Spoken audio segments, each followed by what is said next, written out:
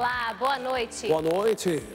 Último dia do Papa no Canadá. Francisco se encontra com delegação dos povos indígenas e membros da Companhia de Jesus. Neste momento, o Papa se encontra com jovens e idosos e, em seguida, se despede dos canadenses. O governo registra a primeira morte por varíola dos macacos.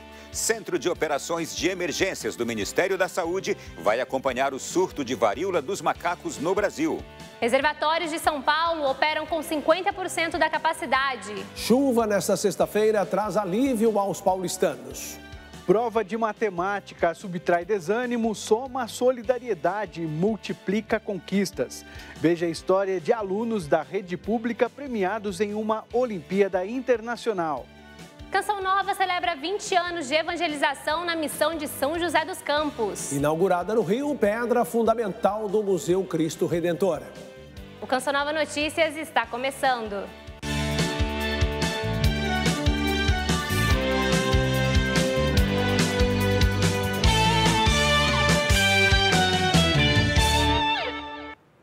Iniciamos esta edição do Canção Nova Notícias, destacando o último dia da viagem apostólica do Papa Francisco em terras canadenses, que começou cheio de atividades. O pontífice atendeu, em particular, os membros da Companhia de Jesus, se encontrou com uma delegação dos povos indígenas e seguiu viagem para o seu último destino antes de retornar a Roma. Depois de ter celebrado a Santa Missa em privado, o Papa Francisco se encontrou com uma delegação de povos indígenas presentes em Quebec e começou às 10h45, horário local, na sede do arcebispado. Francisco agradeceu aos presentes que vieram de vários lugares do Canadá e disse que sua ida ao país foi como a de um amigo ou irmão, com um espírito penitencial, para manifestar o pesar que sente no coração pelo mal que os católicos cometeram apoiando políticas opressivas contra eles. Regresso a casa muito mais enriquecido. O Santo Padre afirmou que após essa intensa peregrinação, volta para casa muito mais enriquecido, pois leva no coração o tesouro incomparável feito de pessoas que o marcaram com sorrisos e palavras, por histórias, lugares, cores e emoções que vibram no seu coração. Francisco afirmou que, ao visitar as realidades indígenas do país, foi visitado no seu íntimo, entraram em mim e sempre me acompanharão. Entraram em mim e sempre me acompanharão. O Papa Francisco confiou tudo o que foi vivido nestes dias de peregrinação e a continuação desta caminhada aos cuidados de 3 grandes mulheres, Santa Ana, Maria, a Santa Mãe de Deus, e a Santa Catarina Tekakwitha, que estiveram com ele nesta viagem. Disse que estas mulheres podem ajudar a voltar a construir uma reconciliação que garanta os direitos dos mais vulneráveis e a olhar histórias sem rancores e sem cancelamentos. E sepa mirar a história sem rancores e olvidos. Ao final, o Papa Francisco cumprimentou cada indígena e, após as despedidas, seguiu para o Aeroporto Internacional de Quebec, de onde partiu para Iqaluit, o último e mais esperado destino de sua viagem apostólica. O Ministério da Saúde divulgou hoje que foi confirmada a primeira morte provocada por varíola dos macacos. Vamos a Brasília saber com Ronaldo da Silva como o governo se organiza para controlar um surto da doença no país. Boa noite, Ronaldo. Muito boa noite para você e boa noite também para tanta gente que nos acompanha. O Ministério da Saúde criou um comitê integrado para avaliar medidas contra o avanço da doença. A vacinação do grupo prioritário pode começar nas próximas semanas com a chegada de um lote de vacinas enviado pela Organização Pan-Americana da Saúde. A primeira morte provocada pela doença no Brasil foi confirmada hoje. O comitê começou a funcionar nesta sexta-feira, mesmo dia em que o Ministério da Saúde confirmou a primeira morte por varíola dos macacos no Brasil. Foi um homem com baixa imunidade, morador de Uberlândia, em Minas Gerais. O óbito ocorreu na quinta-feira e foi confirmado hoje. Apesar do nome, a doença não é transmitida pelos animais. Ganhou esse nome por ter sido identificada pela primeira vez em macacos. Casos em humanos foram registrados na década de 1970 no continente africano. O que nós estamos vivendo agora é o primeiro grande surto em países não endêmicos, ou seja, em países que não são da África Central e da África Ocidental, com circulação sustentada do vírus que causa a varíola dos macacos. O comitê será coordenado pelo Ministério da Saúde, com a participação do Conselho Nacional de Secretarias de Saúde e da Agência Nacional de Vigilância Sanitária. O grupo vai elaborar um plano para conter o avanço da doença no Brasil. Uma das estratégias é a vacinação de grupos prioritários. Um lote com 50 mil doses de vacinas será enviado ao Brasil pela Organização Pan-Americana de Saúde. De acordo com o Ministério da Saúde, a vacina vai ser aplicada em 2 doses, com um intervalo de 30 dias. A varíola dos macacos é transmitida de pessoa para pessoa por contato próximo com lesões, fluidos corporais, gotículas respiratórias e materiais contaminados, como roupas de cama. O presidente Jair Bolsonaro sancionou sem vetos a lei que autoriza as operadoras a instalarem infraestrutura de telecomunicações em áreas urbanas, caso o órgão competente não se manifeste sobre o pedido em 60 dias. A autorização deve facilitar a implantação das antenas 5G de internet no Brasil. Na prática, a norma altera a Lei Geral das Antenas para garantir uma rapidez na oferta de infraestrutura de telefonia e internet, já que cada município dispõe de normas locais. Apesar da facilitação, as empresas não estão isentas de seguir as regras municipais de ocupação do solo. A lei que autoriza as operadoras a instalarem infraestrutura de telecomunicações em áreas urbanas, caso o órgão competente não se manifeste sobre o pedido em 60 dias, foi sancionada pelo governo federal nesta quinta-feira. O texto estabelece também que o órgão poderá cassar a qualquer momento a licença, caso as condições estipuladas no requerimento sejam descumpridas. A norma promete facilitar a implantação das antenas 5G de internet no Brasil. Daqui a pouco a gente volta para falar sobre as moedas comemorativas do bicentenário da independência do Brasil. Obrigada, Ronaldo. Até já. E depois de Brasília, outras cidades do país receberam nesta sexta-feira a tecnologia 5G. Na região sudeste, Belo Horizonte foi a primeira capital a receber o sinal. Depois do aval da Agência Nacional de Telecomunicações, a Anatel, as operadoras já podem ativar suas redes de internet móvel 5G em Belo Horizonte. Ao menos 73 bairros da cidade devem receber a nova tecnologia. A rede 5G promete uma internet mais rápida e conexões mais estáveis. Para desfrutar do serviço, é necessário ter um smartphone compatível com a nova tecnologia. No Brasil, cerca de 70 aparelhos comportam a nova rede, segundo uma lista divulgada pela Anatel. Além de Belo Horizonte, o 5G também foi ativado hoje em João Pessoa e Porto Alegre. A previsão é que todas as capitais tenham um sinal ativado até o fim de setembro. De Belo Horizonte, Gabriele Dutra, para o Canção Nova Notícias. A gente volta falando agora sobre economia, porque a prévia da inflação referente ao mês de julho registrou a menor variação mensal dos últimos 2 anos. Um dos maiores impactos é o setor de alimentação. E os preços mais altos de alguns produtos desagradam o consumidor. O dia de compras tem sido um desafio para o consumidor. O motivo? Alguns produtos do mercado estão custando mais. Dona Sônia e o marido já notaram a diferença. O leite que custava 4 e pouquinho já está 6 e pouco, 7 e pouco. Recentemente, o IPCA 15, a prévia da inflação oficial, desacelerou.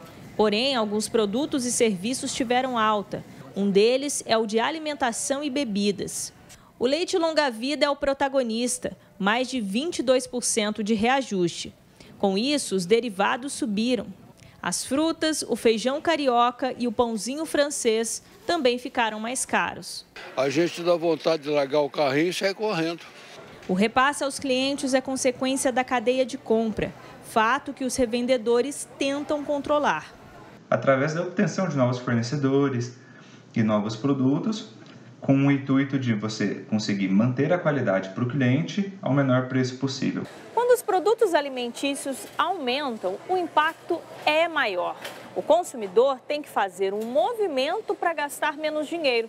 que é diminuir a quantidade dos itens adquiridos no mercado. E essa opção afeta diretamente as famílias com menor renda. A alimentação, ela chega a completar 50% do valor do salário das famílias de 1 a 2 salários mínimos. Ele é um reajuste que acaba aumentando a desigualdade social.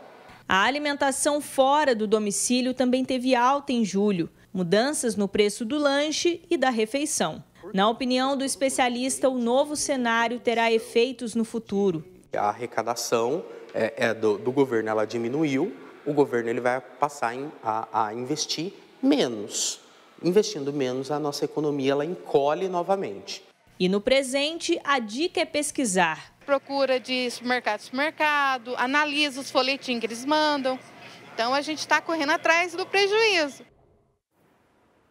Vamos agora a São Paulo com o Rodrigo Luiz, que tem uma história vitoriosa que resultou em prêmio. Conta para nós, Rodrigo. Boa noite.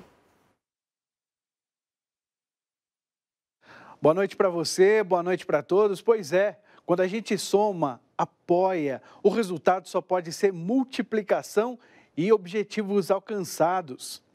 A nossa equipe mostra a história de 4 alunos de uma escola pública no Rio de Janeiro que conquistaram medalhas na Olimpíada Internacional de Matemática.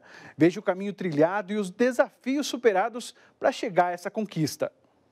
Vitória tem 18 anos e conquistou ouro. Ela participa de um projeto que reúne 60 alunos numa escola pública na cidade de Ninópolis, região metropolitana do Rio de Janeiro. E no processo de aprendizagem, o aluno ele toma o lugar do professor, né? À medida que ele for aprendendo, ele vai passando para os seus companheiros, tá? E o professor é o orientador. As medalhas trouxeram para os alunos muita alegria por todo o esforço e dedicação. Para alcançar esses e outros objetivos, eles precisam diariamente vencer muitos outros desafios, que vão muito além da sala de aula. Teve um momento que eu praticamente desisti do projeto, foi no período da pandemia. E eu estava sem internet e sem computador. Então o professor Fernando foi atrás de mim na minha casa, perguntar o que estava acontecendo, eu contei a situação para ele, e ele me deu um computador e me ajudou com a internet na minha casa. Desde então, que eu vi que eu tinha que honrar o que ele estava fazendo por mim. Vitória sempre foi uma das melhores alunas da escola. Diariamente supera obstáculos. Uma das coisas que sempre me incentivou é olhar também não só pelo que o professor Fernando fez para mim, mas também para minha mãe.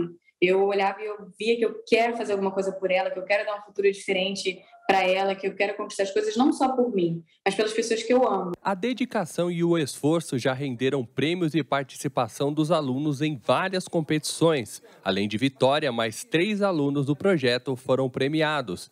Nicolas conquistou a medalha de prata, Lorena e Letícia a de bronze. Terminar o ensino médio junto com essa grande medalha, com esse peso que ela tem, foi um bom desfecho, eu diria, e que com certeza foi a minha maior conquista até agora. Foi muito estudo, né? A gente pegou a pandemia, então a gente ia para a escola quando a bandeira permitia, mas é gratificante, né? O resultado final.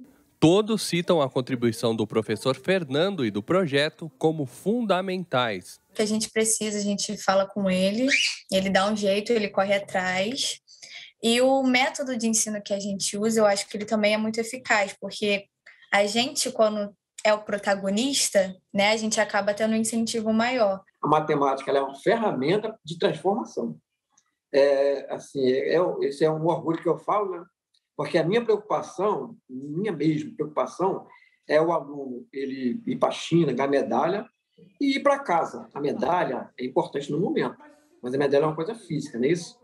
Ela não vai trazer todo sustento. Vamos falar agora do tempo. Graças a Deus, a chuva trouxe alívio aos moradores da maior cidade do país. Não só por diminuir a poluição, mas também para o abastecimento de água. Os 7 reservatórios que abastecem São Paulo operam com 50% da capacidade. Foram 50 dias sem chuva e, mesmo assim, tem muita gente esbanjando água. Num raio de 100 metros nesta avenida na zona norte de São Paulo, tinha funcionários lavando calçada e morador limpando garagem. Seu Djalma vai na contramão dessas atitudes. O carro anda empoeirado e a mangueira faz tempo que ele não usa. A represa agora está bem baixa, está 36% só. E se continuar assim, vai faltar água para nós, né? Para todo mundo, né? A água que seu Djalma recebe vem deste manancial, o Cantareira, que abastece mais de 7 milhões de pessoas na Grande São Paulo. Hoje, o manancial opera com 36% da capacidade. É uma situação de alerta, mas segundo a Sabesp, companhia que abastece São Paulo, por enquanto não há risco de desabastecimento, mas a companhia reforça a necessidade do consumo consciente. A marca escura na coluna indica que o volume de água no Cantareira diminuiu.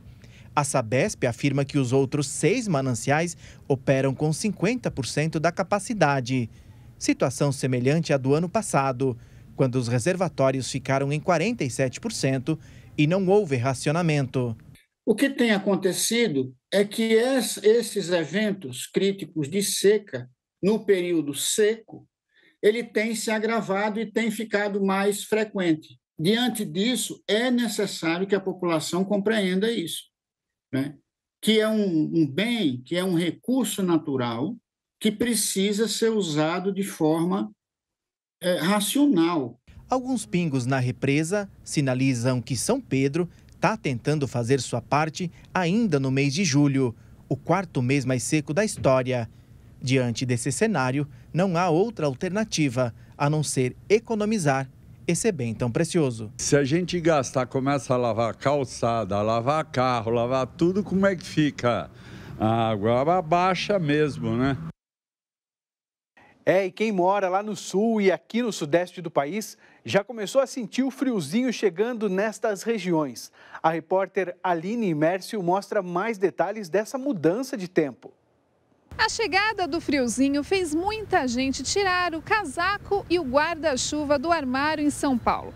E a previsão para o final de semana é que o clima continue ameno e mais úmido, principalmente na região sul e sudeste do país. No sábado, as instabilidades já se afastam do estado de São Paulo, mas ainda há condições para pancadas de chuva em boa parte do estado do Rio de Janeiro. E faz frio no centro-sul do Brasil. As temperaturas já começam a ficar mais amenas também no estado de São Paulo e frio um pouco mais intenso lá na região sul do Brasil. Para o mês de agosto, em relação às chuvas aqui no sudeste do Brasil, devem ficar um pouco acima da média no sul e leste do estado paulista e em relação às temperaturas, elas devem ficar mais amenas também nessas áreas do sul e leste do estado de São Paulo. De São Paulo, Aline Mércio para o Canção Nova Notícias.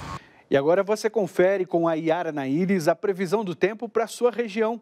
Boa noite, ótimo fim de semana a todos vocês. Yara.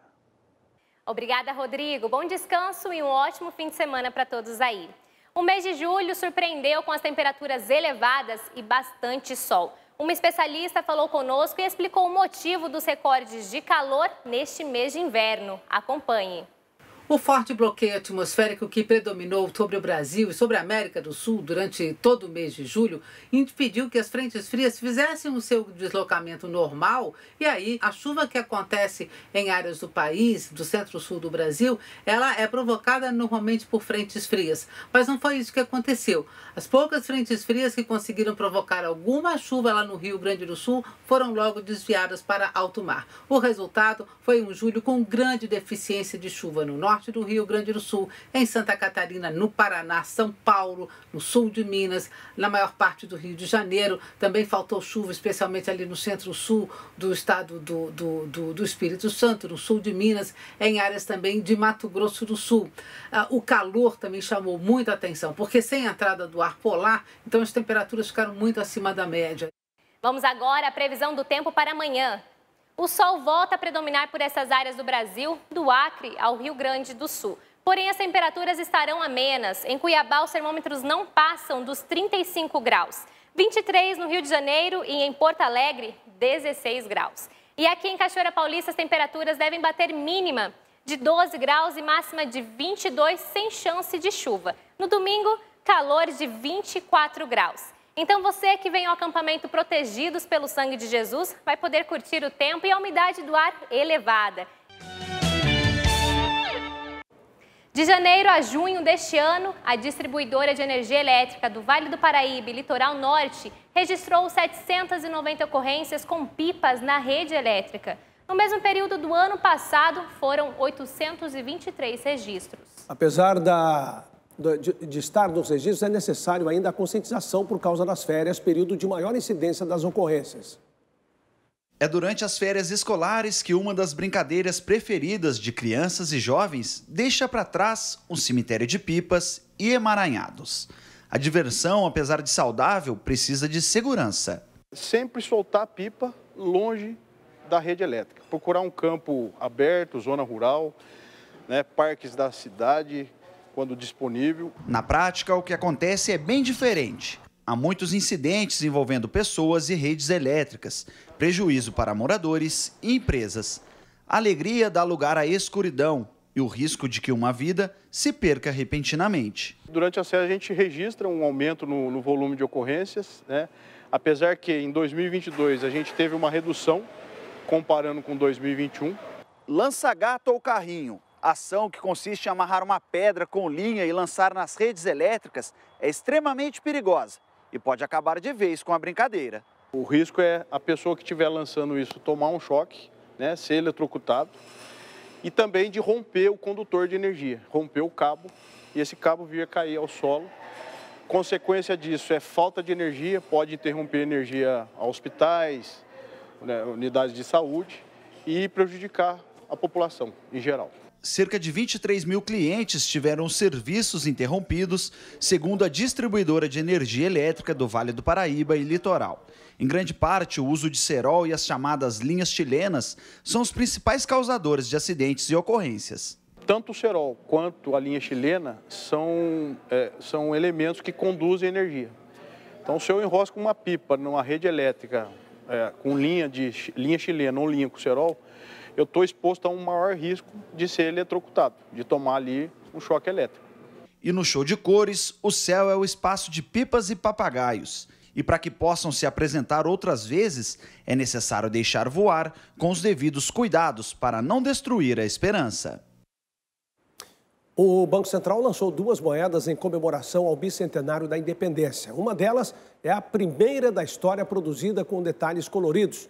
Vamos voltar então a Brasília para saber mais sobre essas peças com Ronaldo da Silva. Ronaldo, contigo. Pois é, as moedas foram lançadas nesta semana, mas o estoque já foi esgotado. De acordo com o Banco Central, 15 mil moedas foram disponibilizadas na primeira tiragem. Até setembro deste ano, diversas ações estão previstas para lembrar os 200 anos da independência do Brasil. No próximo 7 de setembro, o Brasil vai comemorar os 200 anos da Declaração da Independência do país. Para marcar a data, seminários, exposições e eventos foram e serão divulgados. A comemoração oficial foi lançada em 1º de julho, junto com um selo comemorativo. Os Correios vão produzir quase 2 milhões de selos que trazem o detalhe da espada que Dom Pedro I usou durante o Grito do Ipiranga. É importante relembrar porque é um país que não tem memória, não tem capacidade de futuro, mas também é um momento de pensar nesse futuro do Brasil que todos nós queremos, que tem raízes no nosso passado, raízes nas nossas virtudes, nas nossas tradições, mas que lança um olhar de esperança também para o futuro. 2 moedas alusivas ao bicentenário da independência foram lançadas pelo Banco Central. Uma de 5, outra de R$ 2. Produzidas pela Casa da Moeda do Brasil, foram destinadas a colecionadores e vendidas apenas na internet, no site Clube da Medalha. O primeiro lote já se esgotou. A moeda de prata tem valor de face de R$ 5, mas custará R$ 420. A com valor de face de 2, feita em cruponíquel, custará R$ 34. Essa é a primeira moeda da história do Brasil com detalhes coloridos em um dos lados. A parte da frente tem uma faixa verde e amarela, acompanhada da primeira estrofe do hino da independência. Retratam esse momento histórico, que foi enfrentado com coragem e teve como desfecho a independência do nosso país. Nós entendemos que olhar com orgulho para o passado, reconhecendo nossas conquistas, nos ajuda a projetar o futuro.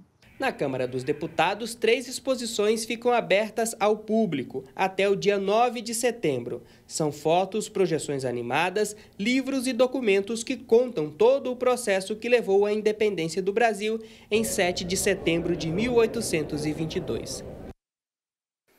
E a comunidade Canção Nova aqui em Brasília vai promover neste final de semana o evento Recomeçar, destinado ao público juvenil. Na programação, pregação, adoração, Santa Missa e muita alegria. O evento acontecerá na Paróquia Imaculada Conceição de Maria, setor de mansões de Taguatinga Sul, com entrada franca.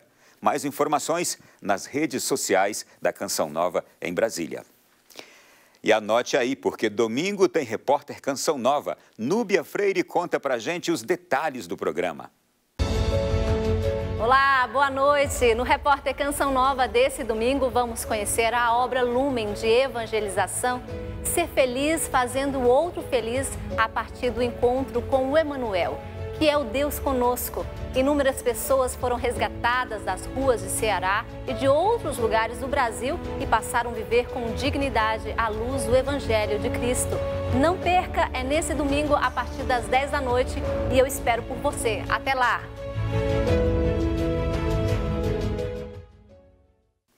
E amanhã, aqui na TV Canção Nova, você vai acompanhar o programa Você Mais Perto do Papa. Vamos recordar os melhores momentos da viagem do Papa Francisco ao Canadá. Amanhã, direto de Brasília, eu aguardo você a partir do 12:30. Nossa participação fica por aqui. Desejo a todos um bom final de semana a todos. Boa noite. Boa noite para você, Ronaldo. Bom fim de semana. Muito obrigado, por sua participação hoje. Olha, a gente vai mostrar agora imagens ao vivo, porque o Papa Francisco está no Canadá e ele, neste momento, participa de um encontro com jovens e idosos num espaço muito importante, no pátio de uma escola fundamental. Acompanhe as imagens ao vivo. O Papa Francisco, neste momento, ele acompanha algumas apresentações. O Papa, que já falou essa semana aos jovens, né, e deve reforçar daqui a pouco no seu discurso, ele ainda vai fazer o discurso, pedindo aos jovens que convivam conjuntamente porque são feitos para brilhar e não mantidos como reféns por um celular. Ele fala aos jovens e idosos e, entre os idosos, integrantes das comunidades indígenas. O Papa, que considera essa viagem uma viagem penitencial, ele já afirmou que esta é uma viagem penitencial e por isso participa nesse momento antes de se despedir. Depois desse encontro, o Papa se encaminha para o aeroporto, ele inicia agora o seu discurso e ele vai se encaminhar para o aeroporto de Iqaluit, a cidade onde ele está, no Canadá, e aí faz a cerimônia de despedida, também vai falar às autoridades e depois parte para Roma, de volta para o Vaticano. Um mês festivo para São José dos Campos. O município do interior paulista completou 255 anos nesta semana e celebra 2 décadas de evangelização. Confira um pouco dessa história que será comemorada no próximo domingo. Do coração de Deus para o coração do vale. Esta é São José dos Campos. Com mais de 700 mil habitantes, caminha sob as bênçãos de Deus e a proteção do patrono da igreja. Cidade esta que também entoa uma canção nova, há 2 décadas. Canção que anuncia o Cristo nos produtos, na solidariedade, no contato com quem colabora com a missão, sobretudo na presença eucarística. Durante esses 20 anos, 10 anos, eu faço parte dessa história. Quantas histórias, quantas alegrias, quantas lutas, mas também quantas vitórias, né? Deus quis que a Canção Nova estivesse aqui. Deus quis que o Carisma Canção Nova desse a sua contribuição para a igreja local também. O mês de julho costuma ser festivo em São José dos Campos. A maior cidade do Vale do Paraíba completou nesta semana 255 anos. E entre os grandes desafios de um município está o de evangelizar o seu povo. E é aqui, no Centro da Juventude, que a Canção Nova vai assumir este propósito no próximo domingo, dia 31. Foi um evento que ele está sendo gerado, né? Pensado desde o ano passado, 2021, nós já planejamos, já pensamos neste evento e a gente foi sonhando, né? Pensando em cada coisa, correndo atrás do lugar, e Deus providenciou aquele espaço, que é o espaço onde vai acontecer um dia de bênção, um dia de graça, onde as pessoas vão poder viver um encontro pessoal com Jesus e celebrar essa linda festa dos 20 anos da Canção Nova. Os portões serão abertos às 8 da manhã e a entrada é de 1 quilo de alimento não perecível. Orações, louvor, pregações, adoração ao Santíssimo Sacramento e Santa Missa vão acontecer neste dia celebrativo, que também terá transmissão da TV Canção Nova. Eu fui alcançada pela evangelização da Canção Nova e por isso me tornei uma missionária, né? Então, poder proporcionar isso para as pessoas, levar a evangelização da Canção Nova para as pessoas, é um privilégio muito grande. Bem-vindo sempre todos os carismas, porque todos os carismas têm um sentido, um objetivo: fazer o bem, fazer acontecer o reino de Deus. Você viu na reportagem que, graças a você, a Canção Nova evangeliza e ajuda a formar homens novos para um mundo novo. Formação de novos missionários para evangelizar com coragem e fé o Brasil e o mundo. Vejam só, nós estamos com 82% neste último dia útil de julho. Ainda dá tempo de você fazer o Pix e ajudar no fechamento da campanha do mês.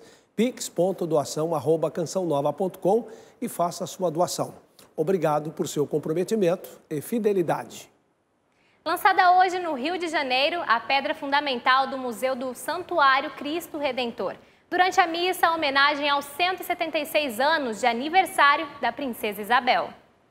A missa foi presidida pelo padre Omar, reitor do Santuário Cristo Redentor, e teve a participação de autoridades, religiosos e fiéis. A celebração também é uma homenagem à Princesa Isabel, pelo gesto que deu início à construção do monumento em 1922. Um gesto de grande humildade da Princesa Isabel, que abre mão de uma homenagem para si, a Redentora após a abolição. Iriam então fazer uma linda estátua para ela aqui no Rio de Janeiro. Ela falou: não, faça uma estátua para o verdadeiro Redentor, que é Jesus Cristo. A cerimônia marcou o lançamento da pedra fundamental do Museu Santuário Cristo Redentor, que propõe expor os mais de 90 anos da história do monumento. Muitas ideias no início do projeto, pessoas dando briefings, trazendo insights importantes para a gente poder conceber não apenas mais um museu no nosso país, mas um museu que de fato pudesse gerar experiência, pois turismo é experiência. Demanda aí um trabalho bastante estruturado, né? E a gente acredita que pelo menos 2 anos são necessários para a gente atingir a inauguração. O museu ficará no 4º andar do Centro de Visitantes Paineiras, no Parque Nacional da Tijuca, onde foi celebrada a missa. Um dos maiores patrimônios culturais do mundo e símbolo da fé no Brasil, o Cristo Redentor não é apenas o cartão postal da cidade maravilhosa, é ele que de braços abertos recebe cada visitante peregrino. Que bom, né? Agora a gente vai voltar às imagens ao vivo com o Papa Francisco no Canadá. Ele está participando de seu penúltimo compromisso, porque o último vai ser no aeroporto, para se despedir dos canadenses. E ele participa nesse momento de um encontro com jovens e idosos, e entre esse público também participam os integrantes das comunidades indígenas. O Papa, que encerra sua viagem daqui a pouco, já reforçando pedido aos jovens, falando aos idosos, e daqui a pouco ele parte para o aeroporto. A gente vai encerrando justamente falando que no Canadá o Papa Francisco, ele encerra sua viagem então daqui a pouco, e vamos ver então a breve matéria, o breve material que o Emerson Tersigni preparou para a gente. Há a expectativa de que o Papa novamente reafirme que está no Canadá junto com a comunidade para percorrer com vontade um itinerário de cura e reconciliação. Este encontro também deve ser marcado pela importância dos valores, respeito pelos idosos, fraternidade e o cuidado pelo meio ambiente, para que a terra, a história e as pessoas sejam de fato zeladas pelos habitantes desta terra, apoiados pelo exemplo dos idosos. Para jovens em específico, Francisco deverá dar dicas de vida, como viver almejando a Deus, o alto, a levar a luz para as pessoas por meio dos nossos olhares, sorrisos e a importância da convivência em equipe, para que os jovens brilhem juntos e não sejam reféns de um celular. Que viagem importante essa do Papa Francisco. A gente vai comunicando você de que a reportagem completa desse encontro de hoje, da despedida, você vai ver no Canção Nova Notícias de segunda-feira, mas você pode acessar a nossa página na internet, noticias.cançãonova.com, e encontrar todos os assuntos referentes ao Papa Francisco, inclusive dessa despedida, desse último compromisso do Papa que acontece neste momento, bem como a sua despedida dos moradores, do povo, da população do Canadá. Pois é, como o Reinaldo disse, as reportagens que você acompanhou neste telejornal já estão disponíveis na internet. Acesse noticias.cançãonova.com. Assista daqui a pouco, às 8 horas, ao programa Nossa Missão é Evangelizar. E em seguida, veja o especial Santa Teresa d'Ávila. Bom fim de semana e uma ótima noite a você. Boa noite e aproveite o fim de semana com alegria, responsabilidade, esperança e fé. Paz para você.